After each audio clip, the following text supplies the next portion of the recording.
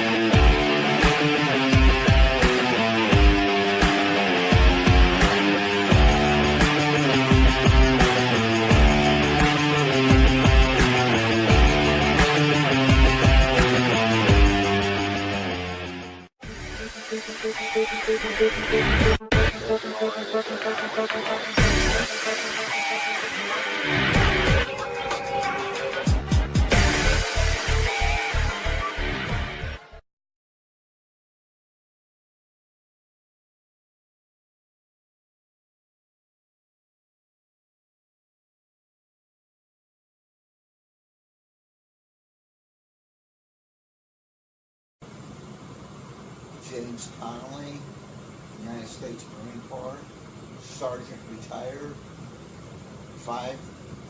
approximately 5 years, 5.5 years. Any highlights during your time in service, Jim? Oh, I had a fun time in Khe Sanh. And country R&R.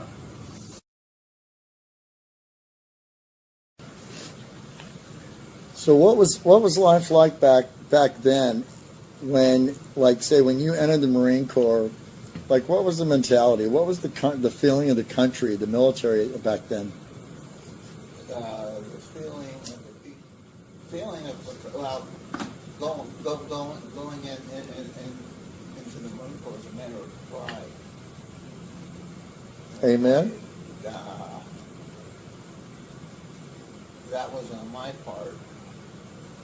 The country in general, this is 1967, did not agree with me, and they thought I was a killer, baby killer, and committer of various atrocities. And that's even before I went over. So.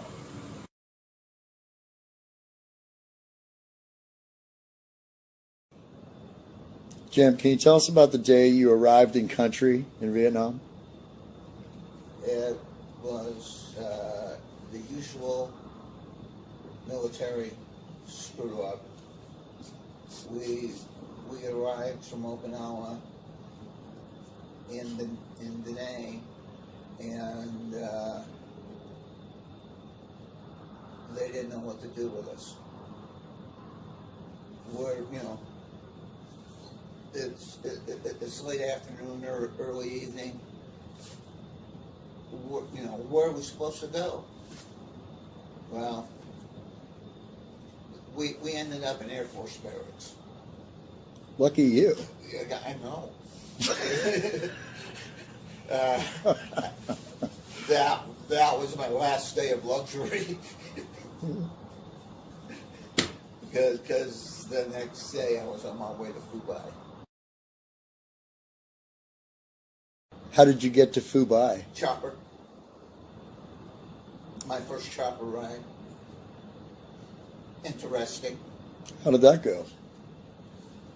Well, when you see bullet holes in the side of the helicopter, and being new in country, you're kind of wondering, what the hell am I doing here? Is this I wish that was the shaking and the rattling and the inside of a chopper. Absolutely. You know, it's just sitting going to fall apart. So I got my rifle and a bunch of ammunition, and we took a convoy from Phu Bai to Gung Ha, because we were moving up with the rest of the regiment was moving from Phu Bai to Gung Ha, and we got to Gung Ha. On the way there, I purchased for 10 cents a fifth of Jim Beam. The kid thought it was a 10, but it was $10, but it was actually 10 cents. I kept that hidden from him. We just grabbed it and ran, and I took the booze. And me and another guy, boy, was I hungover the next day. This is about the 24th, 25th.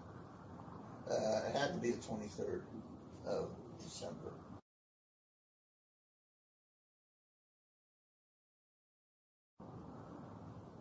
I joined Kilo Company 326 and stood my first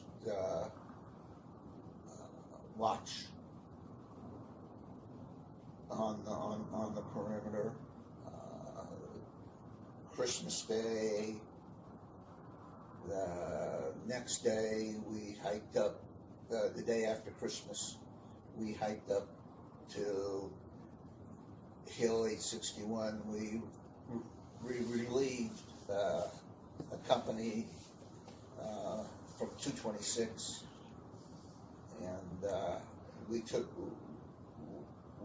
over that. We took over that hill.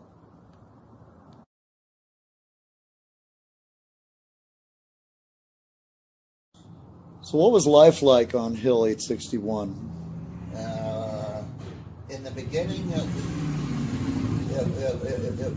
was pretty good.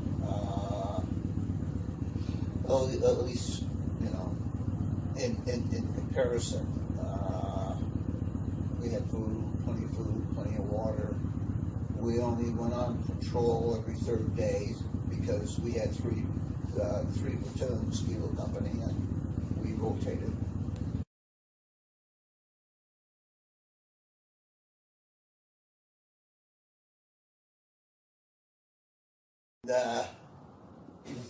And a couple of ambushes.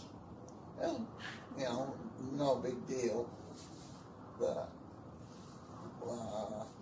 we had occasional incoming, occasional somebody trying to slip through the wire. And then on the 20th of January, they stopped all patrols, and we went on 100% alert.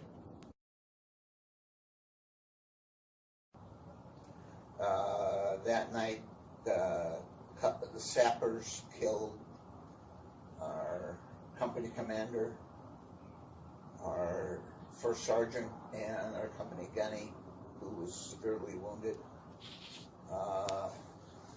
So we had, I didn't know it at the time, but we had a lieutenant running things. Maybe it's better you didn't know that. Probably, yeah. Yeah, they completely blew up the whole 106. They put a satchel charge under it and just blew it up. And after we got them, we pushed them off the hill. We had to go through all the bunkers and make sure they were clear. And the easiest way to do that was throw a grenade inside.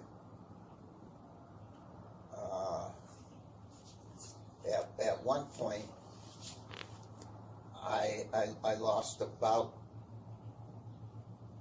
2-3 hours I didn't remember for many, many years.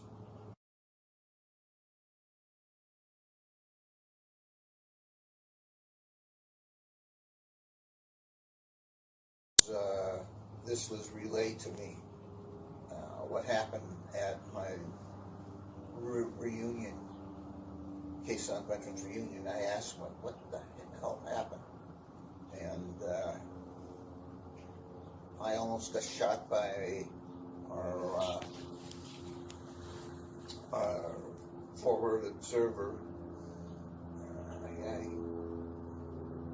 I lost my hearing because I got my bell rung, and he had 45 in my face, saying Holmes, Holmes, and fortunately my buddy came up behind me, and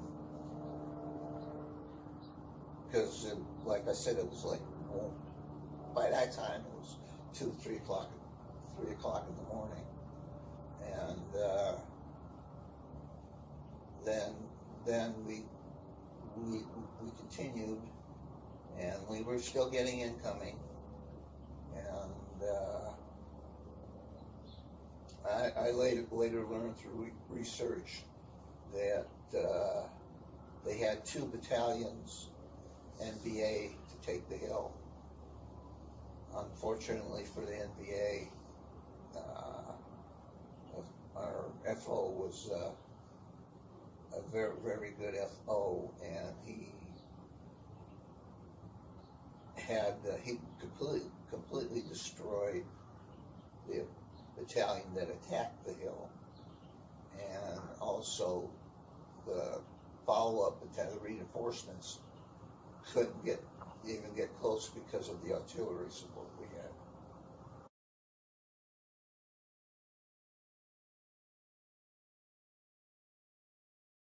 Son was basically a matter of whack-a-mole. We spent time dodging mortars incoming because it was a constant 24/7 every day, and we were down canteen of water a day and 1 C-rat a day, because there's no way to get water up to us safely. The only way to get water up was by chopper, and bringing in choppers was water by chopper was kind of hard to do when they've got to hang it from the netting, and every boot between here and the base took pot shots at it.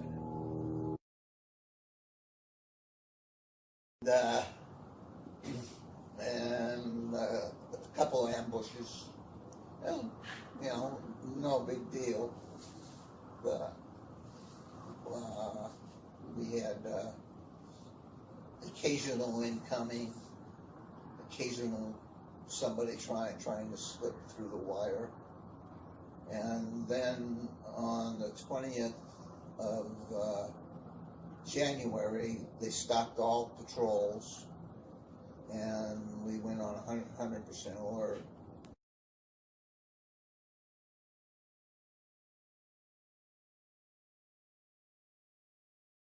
We down the water, and February 6th, I was wounded.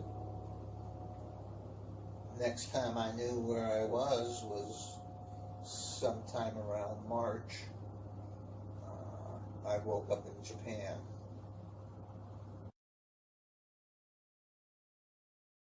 That's my history of Khe Sanh. 6 grenades. Deuce gear, your Alice pack, and everything. No, we didn't take our deuce gear because we were never out overnight except for an ambush. Unless it wasn't planned. Well, we did get lost a couple of times, but that was an opposite problem, not mine.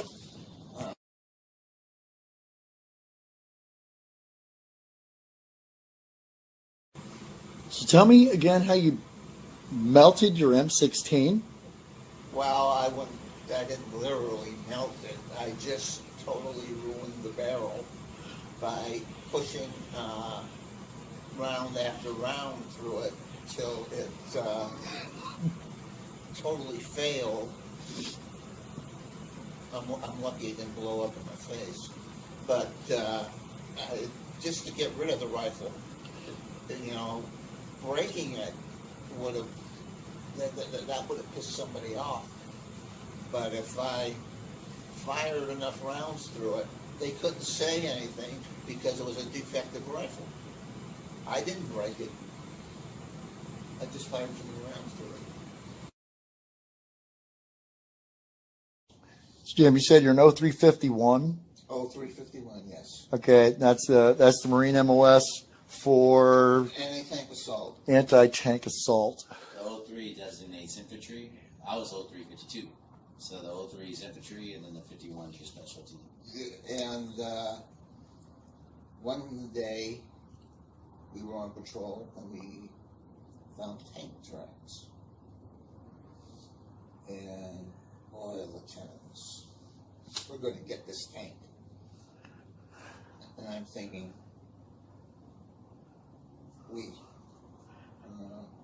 I really don't want to find this thing. Because they did use tanks at Long Bay. Khe Sanh was the first time the NBA used tanks. And they used tanks to overrun Long Bay, which was a special forces camp. One thing they found out, the law wasn't worth anything against the front of a Chinese battle tank that bounced right off. Because the guy Long Bay said in his report, we fired right at it. It was a direct hit and bounced right off. And of course I heard this much later. I'm still very grateful we never found that tank.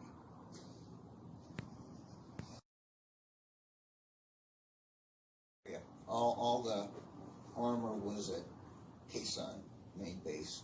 Antos, did you ever have do this? They don't have those anymore, do they? I know. It is an awesome weapon. Yeah. 6 106 rifles. Really? 6, yeah, 3 on the side, triangular shape, and our favorite round was the flechette round, anti-personnel. Right. Thousands of nails. They could clear a kill zone like that. Nothing lives through that. Wow. Then of course, there's the ever-present awesome B-52. They are pretty impressive. Yes, especially when you're watching the receiving end. Up close. Nukes at the end of the runway. And I saw them take off on alert, and the interval between airplanes was something like 3 to 10 seconds, something like that. One B-52 would go straight out, B-52 right behind it, go off to the right, the other one off to the left, then the next one, to avoid the turbulence caused by the.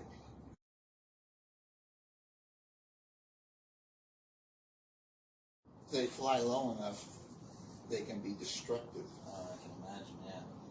Shattering. Shattering, buildings and windows and everything else. Oh, yeah. Another thing about Khe Sanh, we had a flight of 3 B-52s every 90 minutes throughout the siege. That is crazy. That is an There was insane amount of firepower. Incredible, unbelievable amount of bombs dropped. Around the hill. Around the hills, around the base. We had the safety margin for a B-52 strike is 1,500 meters.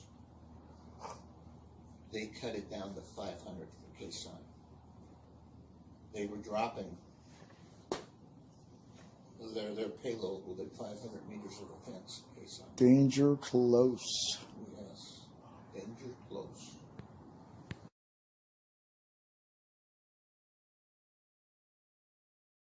Jim, can you tell us about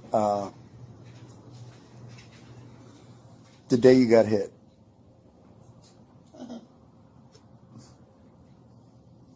It was a typical day. I was outside my hole and eating lunch, minding my own business, heating up my hot chocolate, and I heard a bang behind me, which I didn't pay any attention to because I was hearing bangs all the time. So, but then I felt an electric shock, like go through my jaw, and I looked down at my hot chocolate, and there was blood in it, and I said, "Oh shit, there's blood in my hot chocolate." Then I started yelling for a corpsman. Of course, I thought I was yelling at the time, but all I was really doing was making noise because my jaw was portion of it's gone, and it was completely broken, and I wasn't doing anything. Besides, blood was running out of my mouth and all over me because I had a severed artery.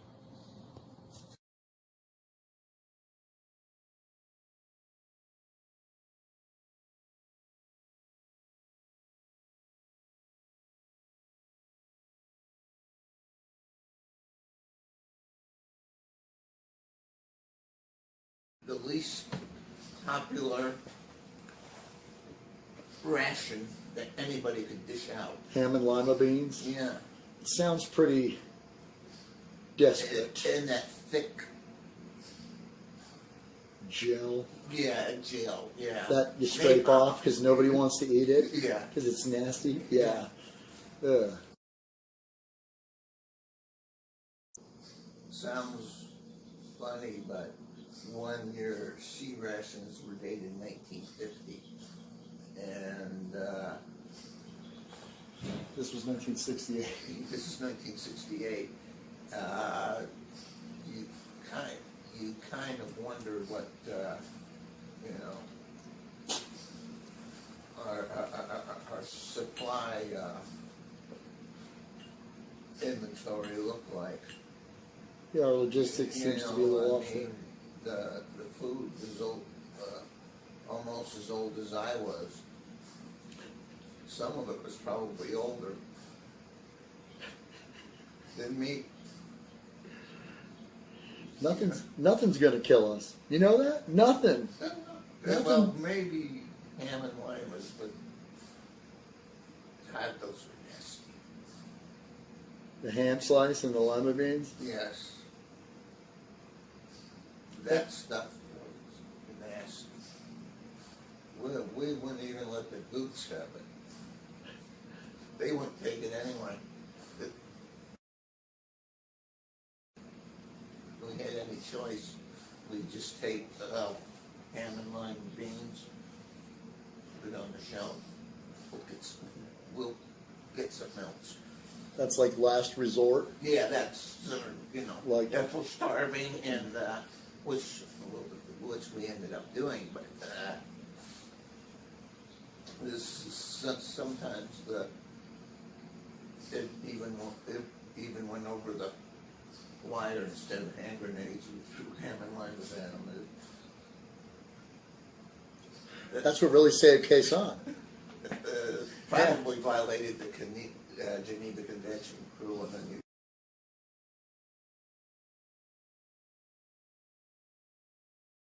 In the Korean War. Yes. What branch was he in? Come on. Okay. Okay. Obviously, he was a Marine. Okay. Obviously. Okay. Now, where did? Retired a gunnery sergeant. Uh-oh. A Korean war vet gunnery sergeant. That's almost as bad as a Khe Sanh Sorry. Marine sergeant. No, almost. No, I. Forced to eat ham and lima beans. Yeah, both were forced to eat. That's pretty. See, Jim, you're not. Maybe that explains some of my dad's disposition. See, Jim, you're not angry. You're just misunderstood. I was tortured with ham and limes. God, I got to go to the VA about this. Did they give you an extra 10% for ham and lima rations? Yeah. Probably should. But then again, it's probably one of the only things keeping us alive. Is the cure to all modern illnesses is the gel around the ham slicer. Yeah, probably. Wouldn't shock me. Oh my gosh.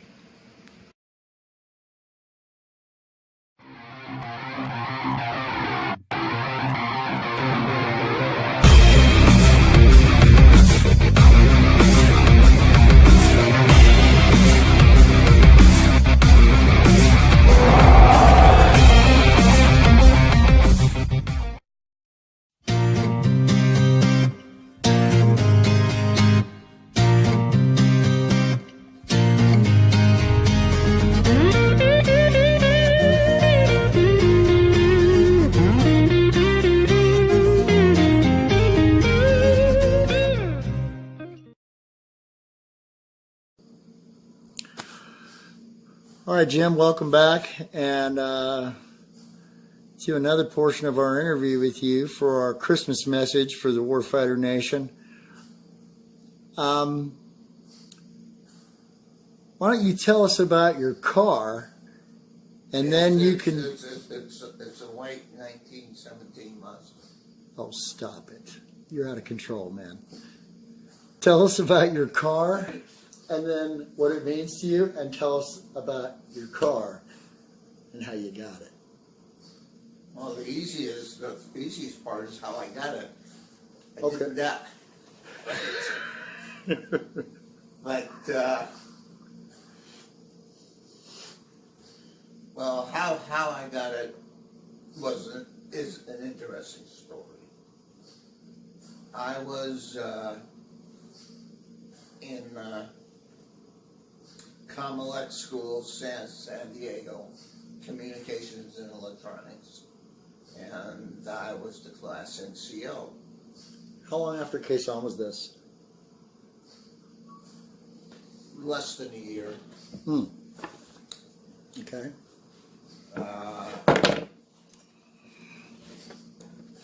It was Khe Sanh February '68.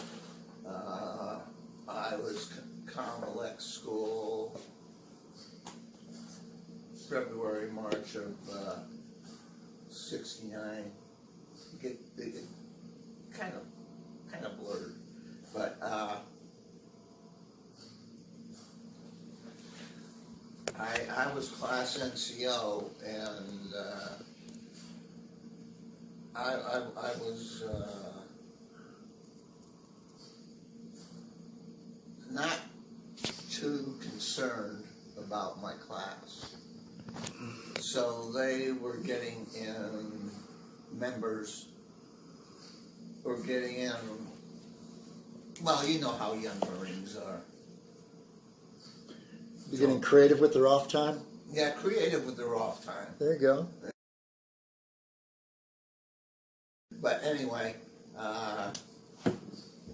That's E4 Mafia for life there. They and every morning I had a little message box. They had lesson CEOs, you know, you get them, and I was always getting messages about this and that screw up, or my class didn't pass, or something. So I go to my mailbox one morning, and there's a note to report to the first sergeant immediately. And the first thought that goes through my head is, what do those dumb son of a bitches do now? You know, That's fair.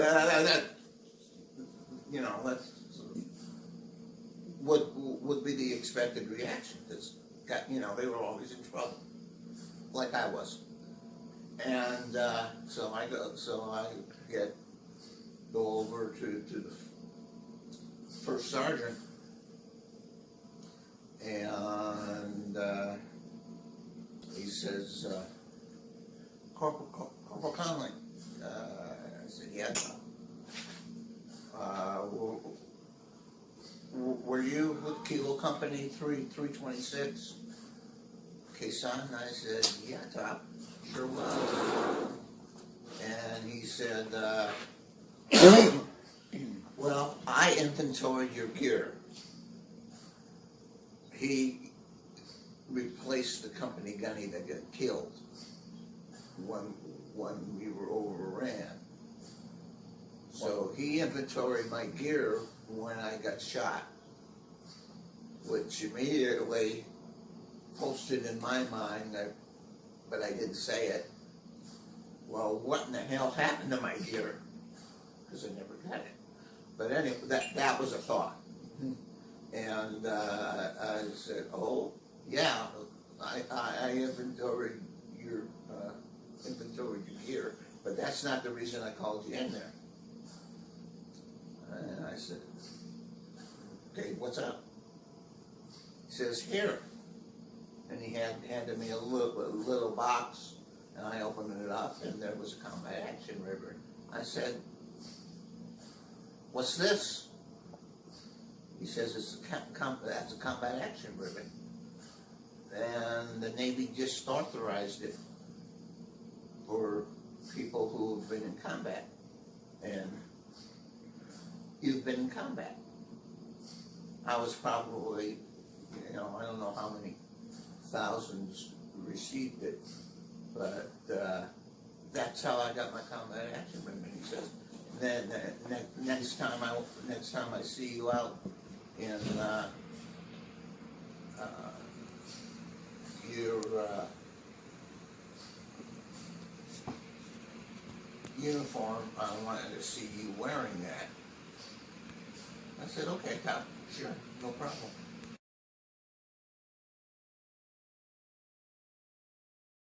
In the fact that I was the only NCO in the whole battalion that had one.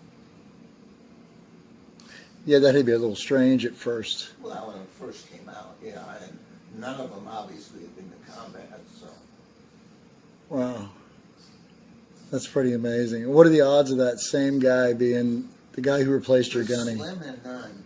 You know, I mean, it was unbelievable that he was the guy that inventoried my gear and recognized my name.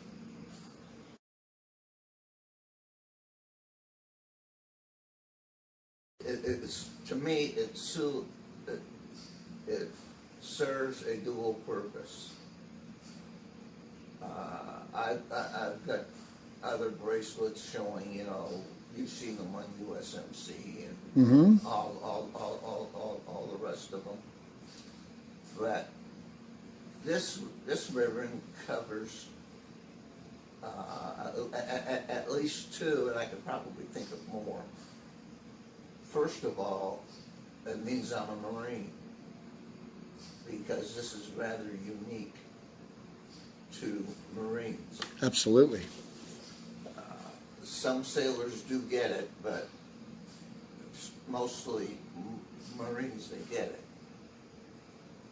and number two, it means that I'm a combat Marine, which means a lot, means, to me at least, something. The fewer and the prouder, Yeah, to some degree. yeah, the few, the proud. And I do have pride in having, and in being a Marine. Not having been a Marine, being a Marine. There is the universal difference, I think, between the Marine Corps and the rest of the services. Once a Marine, always a Marine. There is no such thing as an ex-Marine. If somebody tells you he's an ex-Marine, he's not a Marine. Jim Connolly, United States Marine, Khe Sanh Survivor, and outstanding man of God, who's helped bring the word to a lot of us. And we here at Warfighter Ranch want to give you a gift. And Chap is our benefits expert for the ranch. So Chap, if you would mind please handing Jim the ammo crate right there. Not a problem. If you can fit an 81 millimeter in there, then you're a better man than me. We do have one. I know, we can try. Yeah, we do have an M80. Yeah, I know. Jim, would you please open the ammo crate and claim your prize, sir? It's not that I don't trust you guys. Well, it's not every day somebody says, here's an ammo crate, open it up. 2018 POW MIA that we created, and you have the first. I really, really appreciate this. And it means so much more than what a lot of troops nowadays. They have to learn what a POW is. You guys have known them. To continue at your leisure, sir, because they are all yours. Everything in the box. There's no what? But wait, What? there's more. Woo! That these old eyes can't see in the dark. I hear you, And man. I still got my favorite, the original. The original car. Yeah. Oh, my Khe Sanh. And that's your custom Khe Sanh piece. Yes, sir. Yeah, I did. I'm trying to keep it legal. That one is the 50th anniversary of the Combat Action Ribbon, and since you got one of the first ever, we figured it was only fitting that you got the very first car to roll off the line here. Is the story of how I got it? Have we told it? Yes, sir, we have. Okay. I made sure to capture that. We told the whole veteran community all over the world, according to Chap, because he's our international man of mystery. We told the whole vet nation that we were giving a warfighter a car for Christmas. And I was not ready for the onslaught of emails and messages saying, I need a car. And I'm like, oh my God, what have we done? But there was one Marine that stood out, and he sent me, he made a comment. He said, I don't need a car. I already have a car. Capital CAR, Combat Action Ribbon in parentheses. So I was like, okay, my Marines are paying attention out there. Let's see how close. And Jim, you're very special to us, and we just wanted you to know how much, if that's even possible.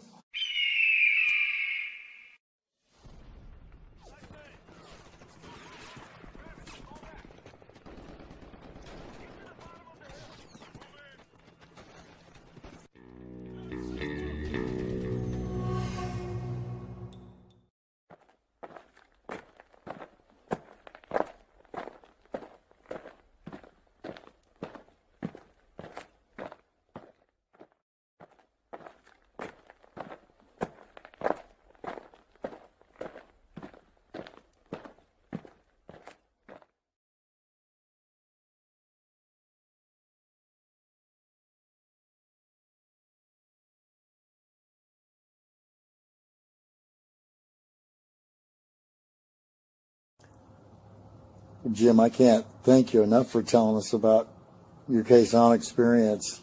And I have to ask you, what is your spiritual take now on Khe Sanh?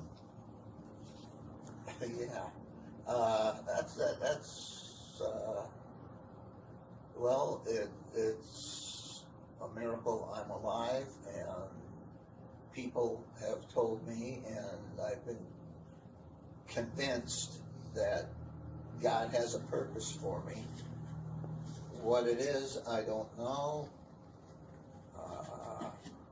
but whatever it is, I'm going to try and do it.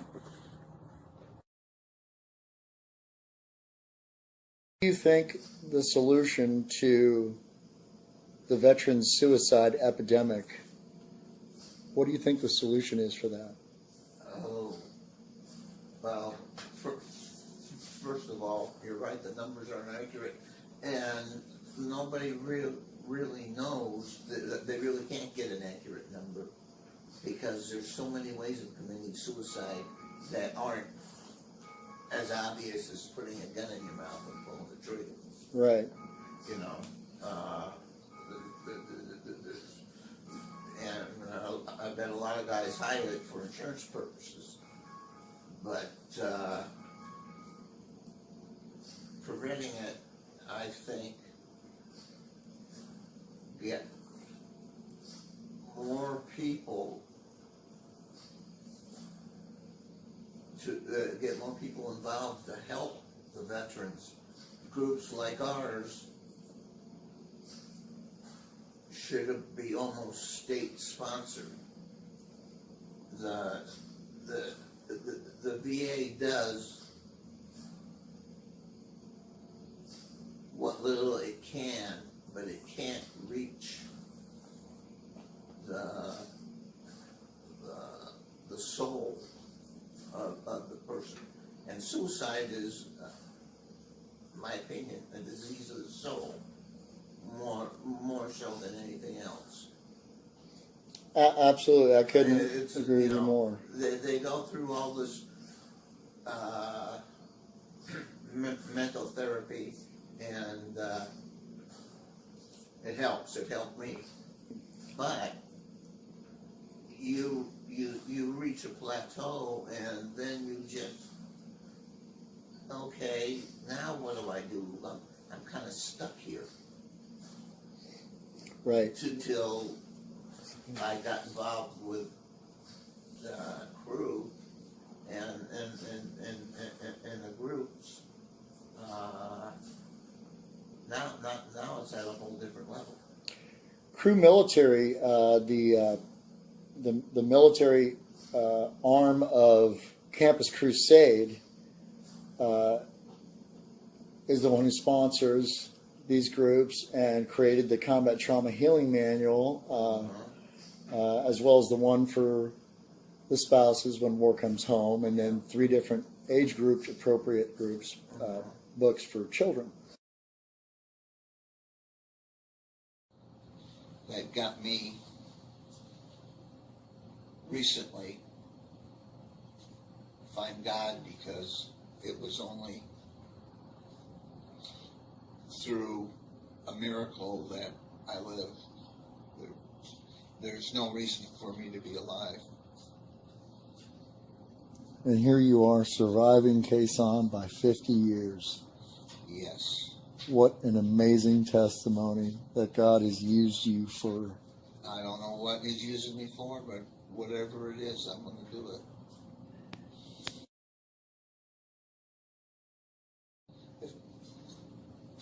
If that's all He wants me to do, I'll be more than happy to do it. I don't want this to turn out like I did for 36 years, being a complete and total jerk because of PTSD. I want them to get help, and get help immediately. You have to sit on them and tell them, I don't have a problem. Well, I'll tell you something. I didn't have a problem for 36 years. You've been gone for Christmas. I've been gone for Christmas. Thousands of guys have, and we all know how much that sucks. Yes. To a degree. It sucks. Well, they don't call the Marine Corps to suck for nothing, you know. That is true. You know, if it's green, it's good. Just like our blood type, OD positive. Yeah. If I was going to say anything to the troops, it would be something along the lines, my heart and prayers are with you.